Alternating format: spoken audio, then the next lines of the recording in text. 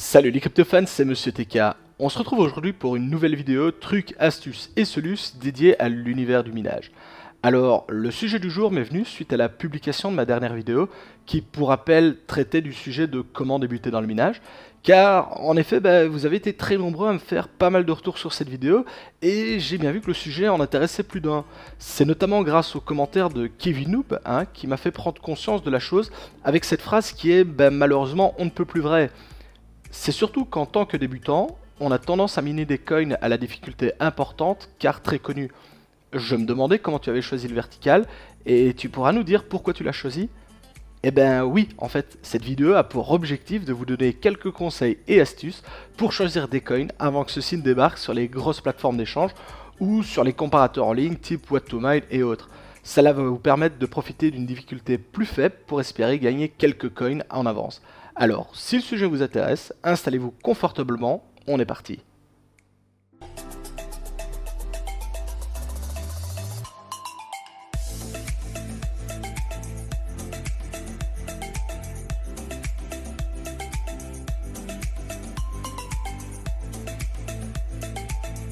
Alors, vous commencez à en avoir l'habitude, mais ici, je ne fais que vous donner des conseils et des astuces. En aucun cas, il ne s'agit d'une marche à suivre stricte qui va vous permettre de toucher le jackpot. Comme pour les traders, la phase de recherche pour un mineur, ça peut être vraiment long et fastidieux, notamment pour décortiquer l'ensemble des informations à travers les white papers, les informations données par l'équipe, etc. Et malheureusement, dans certains cas, il est possible que ça se termine par un échec cuisant, comme un exit scam ou un abandon de projet. Vous le savez, je n'ai jamais caché mes réussites comme mes erreurs, et si certains coins ont été de jolis coups à jouer, comme par exemple le Hush, le Zencash ou encore le Motion Project, ces derniers temps, je me suis quelquefois planté, avec notamment un exit scam fait par le NLab, ou encore un abandon de projet par l'équipe, notamment avec le Slate. En cherchant à miner des coins peu connus, vous vous exposez au risque de multiplier fortement votre bénéfice, mais également de perdre la totalité de celui-ci, et il est important d'en être conscient avant de vous lancer.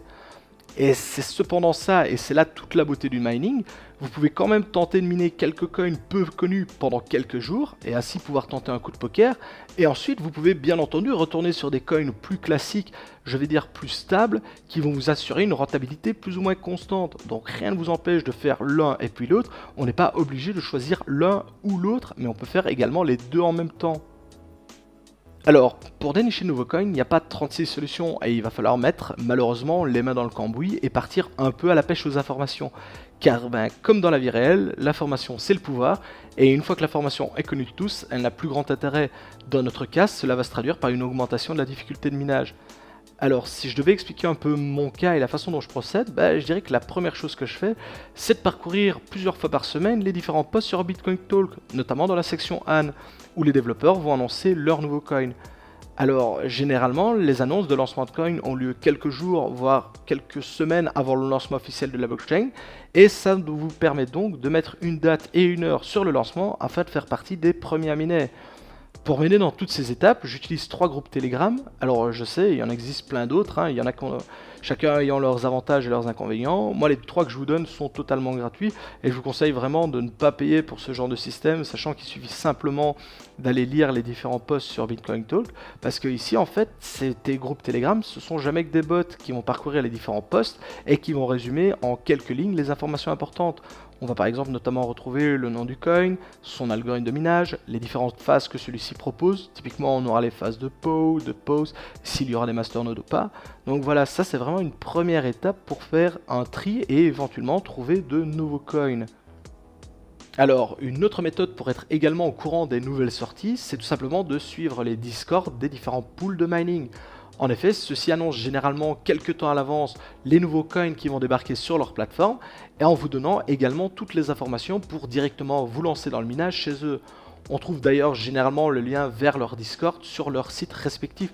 Donc rendez-vous sur les différents pools de mining pour trouver leur Discord et ainsi être tenu au courant des nouveaux coins qu'ils vont ajouter. Je passe également pas mal de temps sur le site Pool Explorer qui permet de voir sur un même site une très grande partie des différents coins et des pools de minage.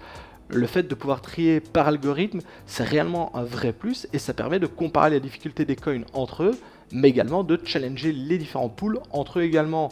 Et ça, quoi qu'on en dise, ça permet de prendre une décision rapide et de choisir en tout état de cause. Alors bon, maintenant vous allez me dire, bah, c'est bien gentil TK, toutes tes explications, mais là, tu nous as toujours pas expliqué pourquoi tu as choisi par exemple le vertical plutôt qu'un autre. Et ben, c'est un peu là tout le problème et la complexité de la chose. Choisir un coin, c'est réellement propre à chacun. En fonction de vos idées, de vos convictions et de la façon dont vous imaginez le développement du crypto world, pardon, bah, les choses peuvent être très différentes pour vous comme pour moi. Maintenant, si je vais tenter d'expliquer au mieux ma vision des choses et la façon dont je vais réaliser entre guillemets le tri des coins, bah dans un premier temps, je dirais que je fais partie des gens qui ne voient pas la crypto passer à l'adoption massive par la population. En d'autres mots, pour moi, la crypto, elle va se développer de manière importante pour les entreprises, mais peu pour le grand public, voire pas du tout dans les années à venir. Et donc, de manière générale, tous les coins où il faut que le grand public adopte le principe, bah ça passe un peu à la trappe. Et dans le fond, c'est très ironique de dire ça, car quand on sait que je tiens un blog sur un nouveau réseau social, Steemit, qui est développé justement sur le principe d'une blockchain, bah c'est pas non plus miraculeux de dire ça. Mais dans ce sens, c'est peut-être super vert à dire, mais il y a que les cons qui changent pas d'avis. Et pour l'instant, j'ai vraiment du mal avec les coins qui reposent sur ce principe. Typiquement, rémunérer les chanteurs, les acteurs, les artistes, etc. Ensuite, dans un second temps, j'élimine la plupart des coins qui sortent sur le succès de coins plus anciens et qui ne sont qu'une simple copie. Récemment, on a eu le cas du Mnos, qui n'est jamais qu'une vulgaire copie du coin d'origine qui est le Manos. Par contre, si je prends par exemple maintenant le tout récent Gentarium, celui-ci pourrait ressembler à une simple copie du Manos ou du Gincoin parce qu'il propose la même chose, c'est-à-dire de la gestion complète de Masternode, mais il ajoute un petit plus, qui est notamment de proposer un système de gestion de ferme pour toutes les fermes ASIC et de GPU. Et là, bah, même si on n'est pas sur une nouveauté ou une révolution, on a quand même quelque chose qui sort de l'ordinaire. Alors justement, quand je parle de sortir de l'ordinaire, c'est surtout vis-à-vis des coins qui ne proposent rien d'autre que le fait d'être plus anonyme que le coin précédent ou plus rapide pour l'envoi et la gestion de transactions. Pour moi, on a tellement, entre guillemets, de gros coins déjà bien implantés sur le marché, niveau vitesse de transfert, nombre de transactions par seconde, etc. Il est difficile de se démarquer de la centaine des autres projets qui reposent sur le même principe, et donc tous les coins qui proposent rien d'autre que d'être plus anonyme, plus rapide ou plus de transactions par seconde, bah, pour moi ça va directement également à la poubelle. Avant de conclure, je rajouterai que l'un des points les plus importants pour moi, c'est clairement la gestion du projet par l'équipe de développement, et c'est notamment là que certains coins peuvent tirer leur épingle du jeu. Si on reprend par exemple le NLab dont je vous ai parlé tout à l'heure, qui pour rappel est parti en exit scam, bah, l'équipe qui a expliqué au départ ne pas vouloir vendre de Masternode, et qui pour moi était quelque chose de très honorable, car cela montrait dans un sens que l'équipe n'était pas là que pour l'argent, mais pour développer le projet, ben, manque de peau, mais en moins de 2 jours, l'équipe nous sort une explication totalement farfelue selon laquelle il y a énormément de demandes pour leur masternode et donc ils vont commencer à en vendre. Alors si en même pas 2 jours tu changes déjà totalement tes plans et que tu l'as fait à l'envers à toutes les personnes qui étaient venues justement miner ton coin parce que tu tenais de belles promesses, bah pour moi c'est déjà la mort.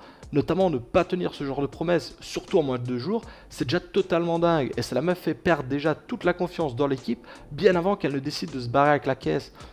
Au contraire, si on prend par exemple le cas du vertical, le fait que l'équipe soit hyper présente sur les réseaux et les Discord, c'est vraiment pour moi un vrai plus. L'équipe a notamment fait une déclaration qui pour moi est une véritable preuve de soutien envers la communauté. En effet, ils ont décidé de changer l'algorithme de minage qui est le Lyra2Z actuellement par un autre qu'ils vont créer de toutes pièces car malheureusement le Lyra2Z il est tombé dans les mains de NiceHash peu de temps après le lancement de leur coin. Alors si ça c'est pas une preuve de soutien envers la communauté, je sais vraiment pas ce qu'il vous faut. À partir de toutes ces choses et bien d'autres, j'ai fait mon petit tri, j'ai éliminé les algos qui tournent notamment sur les ASIC et généralement celles où NiceHash est de la partie, à l'exception dans notre cas du Lyra2Z. Et au final, il me reste que quelques coins. Et à partir de là, en fonction de l'évolution de la difficulté, j'ajuste ma stratégie. Et c'est notamment suite à l'adaptation de cette stratégie que je me suis dirigé vers le Vertical Coin plutôt que vers un autre. Si on reprend l'ensemble des choses qui m'ont poussé à aller vers lui et donc enfin répondre à la question de Kevin Noob, tout simplement le fait que le Vertical Coin soit un coin qui soit relativement bien soutenu par les développeurs, par la communauté. Ils ont réellement réussi à créer un cercle vertueux, je veux dire, donc quelque chose qui pousse à continuer et à s'intéresser toujours un peu plus aux coins. Le fait par exemple que la récompense de bloc soit relativement élevée, on est aux alentours de 24 coins par bloc, et donc que le masternode lui n'est que à 3750 coins, ben, ça permet de se dire qu'il y a encore moyen avec une petite installation d'envisager un masternode ou du moins un masternode partagé. Il y a plein de choses, le fait également par exemple qu'il tourne sur un algorithme qui est le Lyra2Z qui à l'époque, au moment où je me suis lancé sur le vertical, n'était pas encore dans les mains de NiceHash et donc il y avait encore cette possibilité d'en miner facilement avec une difficulté relativement faible et d'en accumuler ainsi de façon plus ou moins importante. Ben, ça a été tout un tas de petites choses qui m'ont poussé vers lui plutôt que vers un autre. Maintenant, il faut savoir que entre le temps où j'ai miné du vertical et maintenant, par exemple, où je retourne à miner du vertical, bah, il s'est passé plein d'étapes. J'ai miné d'autres coins, j'ai eu des erreurs, il y a eu d'autres coins qui ont explosé. À la limite, j'ai miné des coins qui, par après, qui ont même plus explosé que le vertical coin. Mais voilà, le vertical, je veux dire, c'est plutôt un coin que je garde pour un travail de fond, donc pour plusieurs années. Alors qu'il y a certains coins, ben voilà, un bon vieux pump and dump, je libère une grande quantité de coins, je récupère ainsi de l'argent et ça me permet de faire d'autres choses avec cet argent.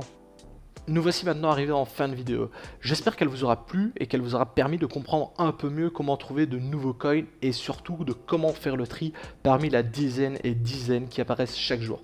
Alors, vous l'aurez compris, il n'y a pas réellement de recette miracle.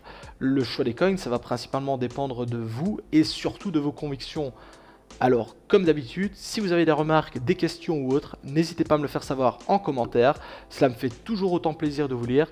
En attendant, je vous souhaite à tous un très bon mining et à la prochaine. Ciao les crypto-fans.